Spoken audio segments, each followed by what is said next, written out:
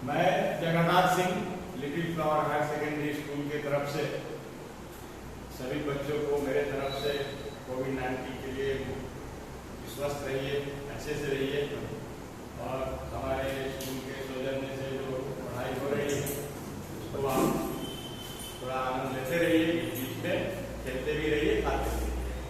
तो आज हम लोग पढ़ेंगे सुभाषितानी। सब्जेक्ट है संस्कृत। संस्कृत जो है बहुत पुरानी भाषा है, ये पहले आप जानिए। संस्कृत सदियों से पुरानी है और संस्कृत को ही लोग हिंदी में अनुवाद करते हैं। अब जैसे देखिए हमारा जो रामायण है वो वाल्मीकि जी का लिखा हुआ है, जो जिन्होंने संस्कृत में ही वाल्मीकि जी ने रामायण को लिखा, फिर उसको हमारे तुलसीदास जी ने हिंदी में अनुवाद किया। तो मेरा कहने का मतलब ये है कि संस्कृत जो भाषा है ये संस्कृत बहुत पुरानी है और सदियों से चलते आ रही है और आज हम लोग भी पढ़ रहे हैं। तो आज हम लोग पढ़ेंगे लेसन 4 में, देखिएगा होगा, इस पाठ का नाम है सुभाषितानी। सुभाषितानी का मतलब होता है याद रखने योग्य बातें। आप उसको हमेशा याद रखिए। देखिए संस्कृत जो है ज्ञान है, ज्ञान, अमृत वाणी है। अब आप सोचेंगे कि मैथ्स तो ये है नहीं कि दिमाग लगाएंगे, साइंस तो है नहीं कि आप प्रैक्टिकल करेंगे, ऐसी विषय नहीं है। ये है ज्ञानी, यानी संस्कृत जो है ज्ञान की भाषा को बताता है और आपको अपने जीवन में कैसे रहना है, कैसे चलना है, ये सीख आपको बताता है। तो जैसे सुभाषितानी का मतलब मैंने बताया कि याद रखने योग्य बात है, इसको हमेशा याद रखिए। आते समय, खेलते समय, पढ़ते समय, सोते समय, आप अपने से बड़ों को मिलते समय, छोटों को मिलते समय, जहां भी आप हैं, एनी टाइम वो सांस की तरह आपके पास सुभाषितानी का बात याद रखना चाहिए। अब जैसे हमने आप बहुत सारे श्लोक पढ़े हैं, तो एक श्लोक जैसे है कि गुणा सर्वत्र पूज्यते, पितृवंशो नृतका, वासुदेवं नमस्यन्ति, वसुदेवं न मानव। यानी देखिए कैसे आदमी बोलता है कि जो संस्कृत है कैसे याद रखने योग्य बात है। कहता है संस्कृत की गुणा सर्वत्र पूज्यते। गुणा मतलब गुण, सर्वत्र मतलब होता है सभी जगहों पर, पूज्यते मतलब पूजे जाते हैं, यानी गुण की पूजा सभी जगह होती है, ये आपको याद रखना है। पितृवंशो, पितृवंश मतलब होता है खानदान। अब मान लीजिए आपके दादाजी राष्ट्रपति थे, कोई जरूरी नहीं है कि आपके दादाजी के ही नाम से आपका भी नाम चलेगा। आपके दादाजी वाला जब गुण आता है तो आपको भी पूजा जाएगा। ऐसा संस्कृत कहता है कि गुणा सर्वत्र पूज्यते, पितृवंशो नृतका, खानदान की नहीं, वंशज की पूजा नहीं होती। जैसे वासुदेवम अर्थात कृष्ण जी नमस्यन्ति, सभी लोग नमस्कार करते हैं। वसुदेवम मैंने उनके पिता का नाम है वसुदेव जी, न मानो, तुमको कोई नहीं मानता है क्योंकि कृष्ण में जो गुण था वो वसुदेव जी में नहीं था। इसीलिए वासुदेव जी को सभी लोग नमस्कार करते हैं, पूजा करते हैं, आराधना करते हैं। तो ये होती है सुभाषितानी की बात। अब इसको आपको याद रखना है कि गुणा सर्वत्र पूज्यते, पितृवंशो नृतका, वासुदेवं नमस्यन्ति, वसुदेवं न मानव। अर्थात गुण की पूजा सभी जगह की जाती है, खानदान की नहीं। जैसे वासुदेव जी को सभी लोग नमस्कार करते हैं, लेकिन उनके पिताजी वसुदेव को नमस्कार नहीं करते। उसी प्रकार आपका एक श्लोक है कि उद्योगे नास्ति दारिद्र्यम्, उद्योगे नास्ति दारिद्र्यम्। दरिद्र मतलब होता है गरीब और नास्ति मतलब होता है नष्ट हो जाना। उद्योगे मतलब काम, यानी जो मनुष्य अपने काम धंधा में लगा है। अब जैसे आपका काम है पढ़ना, आप पढ़ाई करिए, यही आपका काम है। खेलना, खिलाई करिए, ये आपका काम है। खाना, ये भी आपका काम है, क्योंकि आपके जिंदगी में अभी 3 ही काम है, खाना, खेलना और पढ़ना।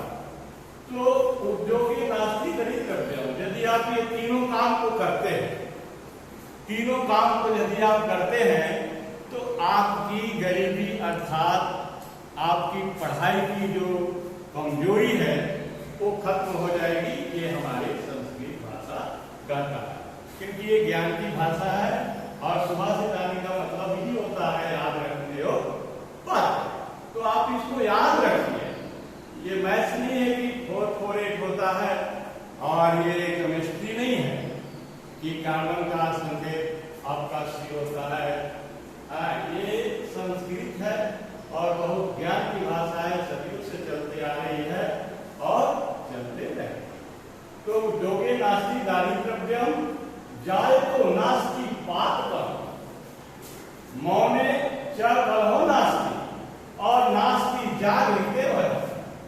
देखिए कितनी अच्छी बात सुबह से गाने में लिखा हुआ है कि यदि आप मौन रहते हैं, मौन मतलब चुपचाप, यदि आप मौन रहते हैं तो च मतलब होता है संस्कृत में और, जहां भी च मिले उसको समझिए और, जो इंग्लिश में बोलते हैं एंड। तो कलहो मतलब होता है झगड़ा लड़ाई। तो मौने च कलहो नास्ति यानी चुपचाप आप रहेंगे। चुपचाप रहने का मतलब होता है कि आप अपने कार्य क्षेत्र में ही बोलिए, जो आपसे पूछा जाए उतना ही बात को कहिए। और मौन रहने का मतलब ये नहीं कि आप मुंह बंद करके रहिए। आपको जहाँ जरूरत है, जैसे लोग बैठे हैं, आपसे बड़े हैं तो बड़ों के अंदाज में ही बोलिए, छोटे हैं तो छोटों के ही अंदाज में बोलिए। लेकिन मौने का मतलब ये नहीं होता है कि आप चुपचाप बैठे रहिए और सहन करते रहिए। बोलने का भी हमारा ये संस्कृत सिखाता है कि कहाँ पर बोलना चाहिए। तो मौने च कलहो नास्ति, यदि आप चुपचाप रहते हैं तो कहीं झगड़ा लड़ाई वाला मैंने झगड़ा नहीं होगा। और नास्ति जागृते भय, और यदि आप अलर्ट हैं, आप क्लास में पढ़ाई हो रहा है और आप पढ़ रहे हैं, मैडम क्या पढ़ाई है, जगन्नाथ सर क्या पढ़ाए हैं, यदि आप सक्रिय हैं यानी जगे हुए हैं तो आपको भय यानी डर नहीं लगेगा। क्योंकि आपको दूसरे से नहीं पूछना पड़ेगा कि जगन्नाथ सर आए थे तो क्या पढ़ा के गए, हमने लिखा नहीं, हमने बोर्ड से उतारा नहीं, वो मैडम क्या पढ़ाई। तो आपको यदि सक्रिय नहीं है तो आपको भय लगेगा। भय का मतलब आप उसको पूछेंगे कि क्या हुआ क्या नहीं। तो इसलिए कहता है कि नास्ति जागृते भय, यानी जो मनुष्य जगा हुआ है, जो सक्रिय है, वो व्यक्ति को कभी भी भय नहीं लगता है।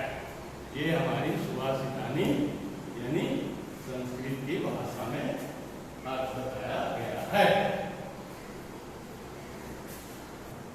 अब हम लोग को ये पढ़ लिए कि उद्योगे नास्ति दारिद्र्यम जतो नास्ति पातकम मौने च कलहो नास्ति नास्ति जागृते भय। अब इसके बाद सुभाषितानी का ही है, आपके किताब का ही है। आप किताब खोल करके देखेंगे तो ये सारे श्लोक मिलेंगे। आप इसके लिए निश्चिंत रहिए, लेकिन आपको थोड़ा सा वही है जागृते जगे रहना पड़ेगा। दूसरा श्लोक है कि विद्या विदाय धनम मदाय शक्ति परेशान पर पीड़ना अलक्ष्य साधो विपरीत मदे ज्ञानाय धनाय च रक्षा। कहता है कि यहाँ पर इस श्लोक में दो लोगों का वर्णन किया है। एक होता है दुष्ट और दूसरा होता है सज्जन। ये दो शब्द को ध्यान रखिए। संसार में दो तरह के लोग होते हैं, एक दुष्ट होता है, एक सज्जन होता है। तो ये श्लोक ये कहता है कि दुष्ट लोग का विद्या, दुष्ट लोग का धन और दुष्ट लोग का जो शक्ति है वो पर पीड़ना, यानी पर पीड़ना मतलब होता है दूसरे को कष्ट देना। यदि दूसरे व्यक्ति के पास आपका विद्या, धन और शक्ति आ जाए तो उस व्यक्ति से आपको सावधान रहना पड़ेगा, क्योंकि उसकी विद्या, उसका धन, उसकी शक्ति दूसरे को कष्ट देने के लिए होता है। फलस्य साधो विपरीतम ज्ञानस्य दानेन च रक्षणा। लेकिन यही सज्जन पुरुष के पास, जो सज्जन पुरुष है, जो सज्जन पुरुष के पास यदि विद्या, धन और शक्ति आ जाए तो ये दूसरे को उपकार करने के लिए होता है। ये हमारा दूसरा यही बात बता रहा है कि दुष्ट व्यक्ति और सज्जन व्यक्ति की पहचान कैसे होती है। तीसरे नंबर में चलेंगे कि येषां विद्या न तपो न दानम ज्ञानम न शीलम गुणो न धर्मम ते वित्तलोके भूरिभार भूता मनुष्य रूपेण मृगास चरन्ति। मृगास चरन्ति मतलब होता है, मृगास चरन्ति का मतलब होता है कि मृग की तरह, हिरण की तरह घूमते रहना। देखिए संसार में ऐसे जो मनुष्य हैं जिनके पास न विद्या है, न तप है, न दान है, न ज्ञान है, न शील है, न गुण है। सबका तो आप जान ही रहे हैं, गुण मतलब गुण, दान मतलब दान देना, तपो मतलब तपस्या करना, विद्या मतलब विद्या। तो जिसके कहता है कि जिस मनुष्य के पास यदि विद्या, तपस्या, दान, ज्ञान, शील और गुण और धर्म यदि नहीं है तो वैसा मनुष्य, ये हम लोग का मृत्युलोक है, ये मनुष्य जाति जो आ रहा अभी आया है, सभी लोग मृत्युलोक में चल रहे हैं। तो इस संसार में वो केवल मनुष्य का रूप धारण किया हुआ है और मनुष्य के रूप में घूम रहा, विचरण कर रहा है। जैसे मृग घूमती है जंगलों में, उसी प्रकार से मनुष्य भी धन, विद्या, तप, दान, ज्ञान, शील, गुण और धर्म यदि नहीं है तो वो मृगा चरन्ति, मनुष्य के रूप में मृग की तरह घूम रहा है। इसके बाद हम लोग चलते हैं नंबर 4, सुखार्थी कुतो विद्या नास्ति विद्यार्थी सुखम। सुखार्थी वातर्येत विद्या विद्यार्थी वातर्येत सुखम। हमारा सुभाषितानी का चौथा नंबर श्लोक ये बताता है, मैं बार बार बोल रहा हूँ, देखिए भाई ये सुभाषितानी है, ज्ञान की बात है और आपको जीवन में सांस की तरह याद रख करके चलनी है, तभी आप कुछ कर पाएंगे, अन्यथा करने वाले आप नहीं हैं।